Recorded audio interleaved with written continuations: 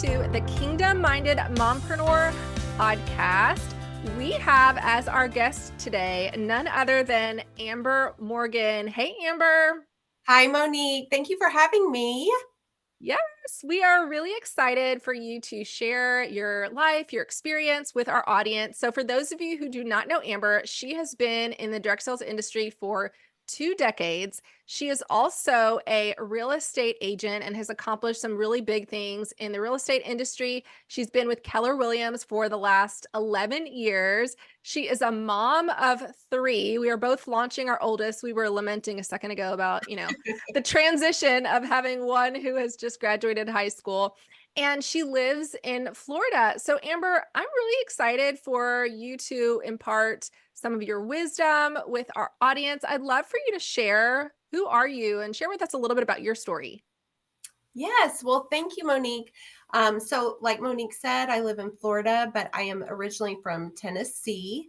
And I first got into business. I was one of those rambling souls that graduated with way too many hours in college because I couldn't figure out what I wanted to do. And you can imagine my mother's excitement when I came home and said, I just bought a starter kit and I am going to do direct sales. And she's still paying, was still paying for my college degree in marketing. And so I started that in 2001. I went and did that. And within the first, let's say, year, I had earned my first car, and we rose to the top in the top 1% of that company, and I fell in love with it. And I just thought, this is where it's at, working for yourself. And I loved the freedom and the flexibility that it gave me, but I mostly loved the women that I got to be around, and it was so empowering. So I did that, and probably for 11 years. And it really, really sustained my family and did really positive things for my life. And it taught me more than college ever did. I will say that about business. And so it took a little break. I got a little burnout, which we do sometimes. And then a couple of years ago, I started running with another company while I was doing real estate. So Yeah, I love that you started in college. So I'm curious, did somebody find you or did you seek someone out? Tell yeah, us a little bit about that. Yeah, so I met this young girl that was my age. I mean, we were both 20, and I met her at a ladies' salad luncheon down in Miami at our church. And she asked me to do a facial. And I had no friends that I knew my age because all the girls in college were younger than me. I was married. And so I said yes, just to be with her. I was such a makeup snob. I actually told her no several times for a couple months. I told her no. And then finally I did. And I fell in love with the product, and I just wanted friends. Honestly, I wanted someone my age, and Yeah. we're still best friends to this day. So that's all. My best friends have come from my direct sales businesses. I So love that. And I love that you said you were able to earn a car within that first year. So, did did she speak that vision into your life? What was it that when you immediately stepped in, you saw that potential? yeah, so she was just getting started too. She didn't really know what she was doing either, but her excitement made me excited. And I thought, she's running and I'm going to run right along beside her. And that's what I did, because her excitement and her enthusiasm is what did it. And we did, it was basically our lifestyle. Friday nights we were holding skincare parties and then going on double dates with our husbands. It just became what we did. Yeah. Yeah. Well, and I think that is such an example to the person who is new in this industry. I think a lot of times they feel like, well, if I have not achieved the thing, how can I talk to people about the opportunity? But you just said her excitement got you excited. And when we are going somewhere and we see the vision of where we're headed, you don't necessarily have to have already experienced it to bring people along that journey. And I think, Amber, you did such an amazing job of bringing people on that journey because you rose to leadership in not one, but two of those companies. Can you speak to how did you kind of bring people along with you? So I think when you're excited, people want to be a part of it. And honesty. So I am a very honest person. If you follow me on social media, you see the good, the bad, and the ugly of everything that I do. There is no perfect home or perfect situation on my stories. You're going to see me cry and laugh and get mad and all the things on there. Um, I think bringing people along through your excitement and just your honesty of, hey, I don't know what I'm really doing, but I know that I love this product. I know that it makes me feel good or look good. Um, and I'd love for you to do it with me. Could you use an extra $200 a month, $10,000 a month, whatever it is? But I promise you, I don't know what I'm doing, but I will help you and I will not leave your side doing it. I think that's the big thing. It's just being real and who you are. Not cold calling and cold messaging and all those things. Like it's just a real down in the mud kind of thing, you Yeah. know? Yeah. So I was reading a book and it was talking about how, it was about evangelizing and it was talking about how, we need to stop being so like rigid about things and we need to take the approach that Jesus took of telling stories and meeting people where they are. And I was like, man, that's such a good like business advice there is like don't feel like you have to be so clinical and everything, but just come alongside people, mentor them, lead them, tell them stories, connect with them. So it sounds like that's what you did is just come alongside people where they are and help them to see what is possible for them. So the success that you have had in the direct sales industry has also translated through your real estate career. So what were some of the things that you feel like you learned in direct sales that have helped you be successful in real estate? Yeah, so I never ever saw myself being in real estate. It never appealed to me in any way. I didn't have any realtors in my family. Um, but someone was looking for an assistant and I thought, well, I could go be their assistant. Hudson was 3 months old, uh, or newborn really. And I was like, well, I could go be an assistant for a little bit of extra money. And so I met with someone at the Keller Williams office and he said, what I see in you, why would you want to be anyone's assistant? Wow. Why don't you go do this yourself? So he believed that belief in me. And I said, well, I don't know. I guess I could. And it again, Monique, it was that excitement and kind of being too dumb to doubt. I hate when people say that, but really that's kind of what you need to be successful in sales is he saw something in me and I just said, well, okay, well, I'll go do that. So I went and got my license. It took me 3 times and I thought, oh gosh, maybe this isn't for me. Um, and I just took someone else's energy and belief in me and I ran with it. And so I think that's a big part. If you're someone that feels like you need to know everything before you do something, you're not going to make it. I think that's in anything with business and entrepreneurial stuff. You just have to get in there and get your hands dirty. I feel like direct sales taught me discipline. I couldn't worry about what other people thought because guess what? Those other people don't pay your bills, right? So all those people that are judging you, they're not paying your bills. And so for me, that is a big thing. Direct sales gave me thick skin, which you need because I get hung up on all the time in real estate, um, and being self-disciplined. I'm a busy mom of three. And so when I first was in my real estate career, I would get into the office after dropping kids off at like 7:45 and I was out the door by 2 o'clock because it was really important to me to pick up my kids every day. Growing up, I was raised by a single mom and my dad traveled. And so I was at school from 7 a.m. till 6:30 p.m. till she could pick me up in daycare. And as I got older, just sitting around hanging out at school. Um, and I didn't want that for my kids. So that's a non-negotiable. It's been a non-negotiable for me since I had them is to pick them up from school. And so I had to get all my stuff done where everybody else all the men and everybody else was sitting around the office talking in the hallways. I had to get my stuff done. And so I think direct sales taught me that discipline of time blocking also. Yeah. Well, because it's possible. Like it is so possible to get things done when you're disciplined. When you have limited time to complete something, you get it done. There's that, I can't remember what it's called, but some kind of, saying that however much time you have to complete something is what you will. Like if you have Oh, eight yeah. hours to get something done, or if you have 1 hour to get something done, Yeah. like that is the time that it's going to take for you to complete it. And I think that's kind of the amazing things about working moms is they figure it out. They figure out how to be resourceful and how to not get distracted and to focus.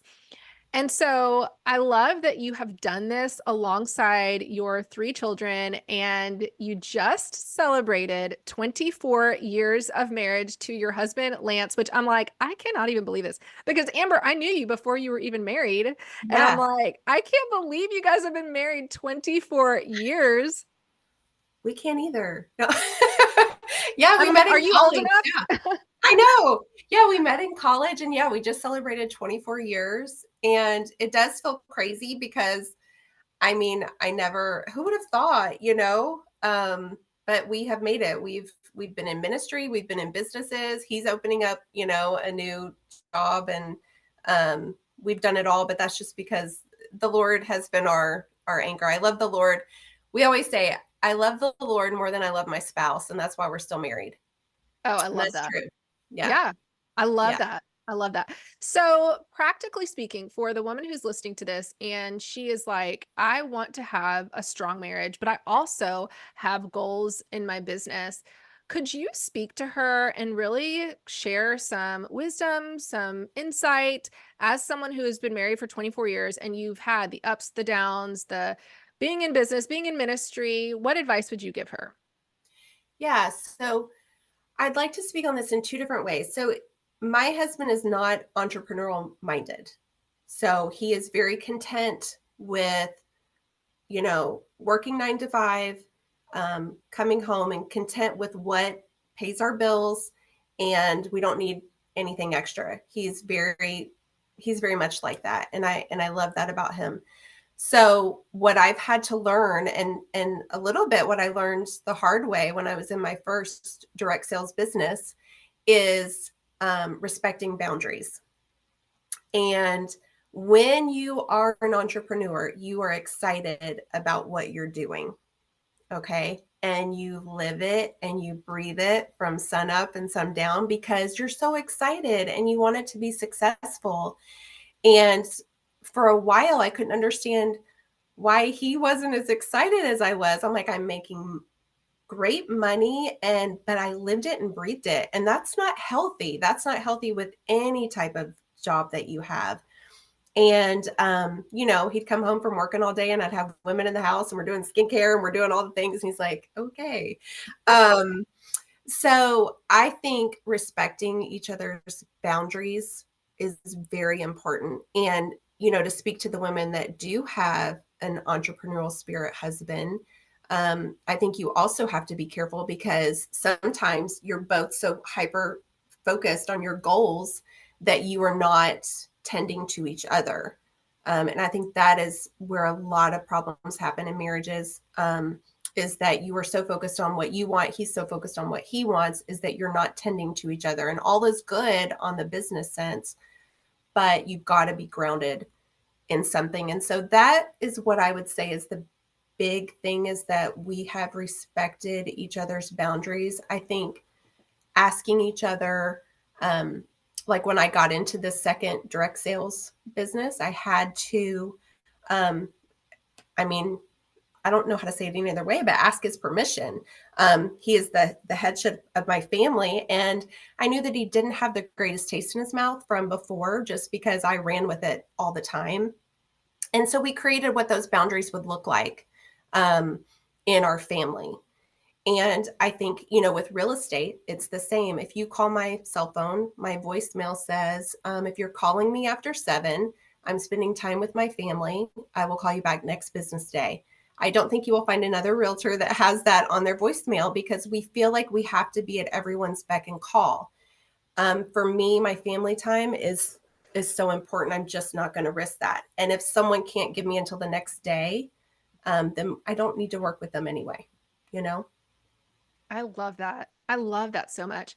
And I think for so many people, there is that fear of scarcity. If they don't make themselves available every moment of the day, or even I'm thinking, even like in network marketing leadership, like with your team, if you don't respond to your team right away, what kind of leader are you? But I think what you are speaking to is what's for you is for you. And if you set boundaries where you are showing up and working as hard as you can in the hours that you are given and then shutting it off and spending time with your family, I really believe that the Lord honors that. And I believe that it's kind of like Chick-fil-A, like they are closed on Sunday, but like every other day, it's like wrapped around, down the street and all that because God, the Lord Yeah. is honoring those Yeah. boundaries.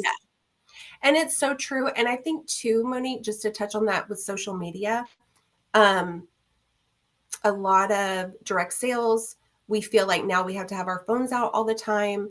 We feel like we have to be messaging and all those things all the time. And I found myself sometimes like I'd be scrolling and my son would be like, well, can we watch a movie? I'm like, well, we are watching it. He goes, no, but without your phone. And I'm like, yes, you are correct because I need to set those boundaries for that too. And with children and my spouse, like I respect their boundaries. I will never do a story. I will never do a post that is at their expense, like making fun or, teasing. I will never do that because I always made my husband promise when he was a minister that he would not tell those stories up there about our family to, drive us point home. And I want to do that the same thing with them. If they don't want to be on my stories, then they don't need to be on my stories. And I think just respecting those boundaries as well. I think we've really gone off the cusp with boundaries on social media, some people. And so I think that's really important to do with your family as well.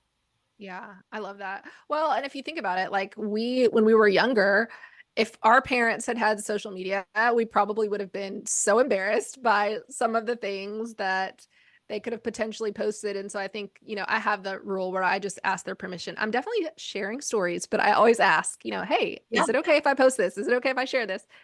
So, exactly. Yeah. and a lot of times they say no, and I'm like, okay, Yeah. I have to respect that. I'm like, that would have been great content, but I know. okay. Yeah. I know, because at the end of the day, like your relationship with your children, your relationship with your family is the thing that is most important. So, as a mom of three, what does your day to day look like? Like, you're doing real estate, you are a leader in Plexus. Like, what does your daily life look like? Yeah. So thankfully, we're kind of past the baby stage and the younger stage. I will say when they were younger, just to help some of the mamas out there with younger ones, is I got them to be a part of my goals. And so every year on New Year's Eve, part of what we do is we all do goal posters. I buy canvases and they write on there what their goals are for the year. Um, and so they're a part of it. And then as far as for direct sales, if you're working from home, I would work in time blocks. And so those time blocks, I would say, okay, well, when I'm done with this, give me 1 hour, then you and I are going to have some time together. So that was really important. Kids can understand time blocks and they understand a lot more than what we give them credit for. Even young toddlers can understand, let me do this and then I'll do this, as long as you keep your word and don't stretch out that time. Um, as far as real estate, and it could go the same thing with any direct sales, is when I hit my goal, or let's say when I closed a house, then we went out to celebrate and they chose where we went. When I closed a house or reached a new level with Plexus, then they got to pick out something that they wanted also. So if you make your wins their wins, um, they're going to get excited about that. A big trip. Like right now, that's what we're working for. I booked a big trip in November. And so they understand when I might be spending a little more time with my Plexus business um, than normal because it's an end goal that's going to benefit our family. I think is Yeah, I love huge. that. Oh, I love Yeah. that. Yeah, and they see how there's a part of it and then they are rewarded for that. Yeah. So, And then I So, always pick them up. Like I said, that's really important. And I try to get all my stuff done while they're at school. Um, my phone's off when they get home, and then I'll do some follow-up calls, like between 6 and 7, and then it's done until the next day. I just think that's really important. I think we teach people how to treat us, and that's why boundaries are really, really important. yes. And holding to the boundaries, because I think a lot of us set boundaries, but then we bend like, oh, just this one time or this one situation or, oh, this one person, like I'll make an exception, versus holding to the very thing that you say you want. So I love Yep. that. So, Amber, you are somebody who is strong in your faith. And I know your husband was in ministry, really, both of you being in ministry as a family. And as a business owner, how has your faith affected how you show up in your business? I think that my faith has helped me um, regulate my stress levels. So I will say that that is what has got me through a lot of deals that were going south. Um, I also share that with my clients. There's a lot of clients, I mean, I can't even count them on both hands, that we've sat and prayed over the house before we wrote an offer. Or um, I've walked through their home, and when they're building their home, and from out of town, I've written scripture on their slab and on the frames of their home. Um, I think that is huge. I think it helps people trust me. And for me, it has helped me keep my principles. So, like you mentioned earlier, if it is not for me, then I don't need to force it. And God will show me that. And I do believe that He will show you that. And He'll put that vision on your heart. And Monique and I were touching on this earlier. Um, Someone else's vision for what your business is supposed to look like is not necessarily what your business is supposed to look like. So I think the Lord will show you that. Um, I think it's a great reminder. And I was saying earlier that if you got into your direct sales business or real estate or whatever it is, whatever business that you're doing, you got into your direct sales business to get your products paid for, right? That is what your goal was when you started. Unless the Lord really puts something else in your heart, then that should be your goal and you should be excited about it, because you don't want to keep stretching for something that's not meant for you just because someone else in your industry told you that should be your goal. And I get excitement. I am a high I personality. I will jump on your wagon and yes, let's go do it. Um, but I think we can get lost really quickly if we are not grounded in our faith and speaking to the Lord daily about what is supposed to be for us. Mm-hmm. Yeah. Because it's not bad. It's not bad things, but sometimes we can't be involved in everything, or we can't stretch ourselves for everything, because guess what suffers is our physical health, and our family Yeah. suffers. Yes. Well, and I think that really goes back to, are you living a life that is guided by the Holy Spirit? For people to ask that question, like, is my life being guided by the Holy Spirit, or am I stepping into things because I feel like that is what the world's expecting of me or what I should be doing? And if you are noticing a misalignment with that and your family, then you need to kind of take a step back and say, all right, Lord, like, what is it that you have for me? Because I think so often we try to control things. We try to be the provider. We try to, do all these things, but ultimately, like, God is the provider. Like, He is the one that's going to either turn the faucet off or on. And we always have to seek Him in everything that we And I do. think everything is key. When you were sharing that, I thought of when I first got married. I'll never forget, it was on Poplar Avenue in Memphis, and Lance and I had gone to Haverty's, and I think we were dating. We were getting ready to move into grad school housing after we got married, and I wanted this couch, and he said, "Okay, let's go see the couch." And so we went and saw the couch. I mean, it's like an $800 couch, nothing like, well, for us, we were poor, so it was a big deal. And so I'll never forget, he said, "Okay, let's sit down on the couch and pray about it, if this couch is for us." And I remember being like, "What? Like, this is a couch. Like, we're just buying a couch." And he was like, "Babe, the Lord, if this is for us, then the Lord will give us the direction to buy this couch. Like, it's a big purchase. This is the biggest purchase I've ever made at this point. He was 21. And but I love that he said that, because it is showing that God should be in everything. He should be in Yes. our daily life about everything. If it's important to us, it's important to him. Yes. And I just, that's a big thing. Yes. Yes. Yes. And I think, we seek wisdom from all these other places instead of going to the one who has the answer and who has the resources and who, can make something clear. And so I think that that's such a good reminder. So let me ask you this, because I'm working on something. I've shared it with you. I haven't shared it Yeah. publicly yet, but I am working on something specifically helping women to grow in their faith and to spend time with the Lord. And so, as we're both busy moms of three. What does that look like for you? Like, do you struggle with spending time with God, or is that a habit that you have? I'd love to just kind of hear, like, what does your personal Yeah. life with look like? I think it depends on my season, if I'm being honest. And a big thing for me is allowing space for me to hear the Lord. Mm, And so many times I have the radio on, I have stories playing in the background, is making sure that I am giving the space for me to hear the Lord. And so what I strive to do daily is get up before everyone else does and just have my quiet time. And sometimes that means me just opening up my Bible and just seeing where it leads me. If I'm doing a Bible study, it's getting into that workbook at the time. Um, but really just having that prayer time in the morning, I feel like starts my day off right. Lance and I try to do a quick prayer before he's out the door, surrendering our day, usually before we're out of bed. We surrender the kids to the Lord, we surrender our day to the Lord.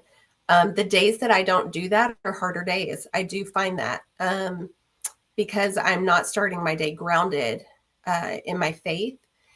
And, someone said to me one time, well, I haven't really been praying about that, but, it's already determined what's going to happen. So it doesn't really matter. And, I thought, well, it's a relationship with the Lord. If I'm not talking to my friends every day or my family, I'm not going to have a very good relationship with them. But also, there's a prayer in the Bible, and I believe it was David. And David was praying so fervently about something that it says that God's heart changed. And, that just shows the power of us speaking to the Lord. And so doing that, really trying to not be listening to podcasts all the time while I'm driving, and having, spiritual music on is huge for me. And it's a fight. It is not easy. It's an internal, struggle. But that just kind of helps me stay grounded too during my day. yeah, I love that. I love what you just said about how David was praying and God's heart changed. It just makes me think of the verse that says in James of, the prayer of a righteous man is powerful and effective. And I think we underestimate the power of going to the Lord with our requests. And we can be very specific and um, fervent in our prayers to Him, and He is faithful to answer that. So I love that you and your husband do that together. I think, man, that's such like a special thing to be really surrendering your day and asking the Lord to be over your day. So Amber, our podcast is called The Kingdom Minded Mompreneur, and I would love to know, what is your definition of a kingdom minded mompreneur? So I think that has changed over the years. I've done several studies on the Proverbs 31 woman. And I think a lot about her when I am, doing my work. I believe that when I was younger, so much of what I felt like my worth was from what I did with my work, right? I think it's when you're an entrepreneurial spirit, usually our careers have our numbers blasted everywhere, right? Um, Especially if you're in direct sales, your numbers are blasted all the time. Real estate, my numbers are blasted all the time. Um, and that is kind of where I found my worth. Now, obviously, I know that I'm worth so much more than that, but you get caught up in it, right? And so I really feel that having the kingdom minded mindset for me now in my older wisdom age is, what legacy am I leaving? What do my kids see every day? In Keller Williams, we say, to have a business worth owning, a life worth living, and a legacy worth leaving is one of our mottos. And I want my kids to see that I always put my God first, my family second, and my career third. And for me, that's having a kingdom mindset. It's not based on what I'm doing outside of my home, it's based on what's inside of my home. And I was at a real estate conference a while back, and someone said, and I'm sure it's a famous quote, and we can find out who said it. I did not say it, but it was, no award that you receive or accolade that you receive outside of your home is worth discord in your home. And I thought that was huge, because there will always be one more phone call to make.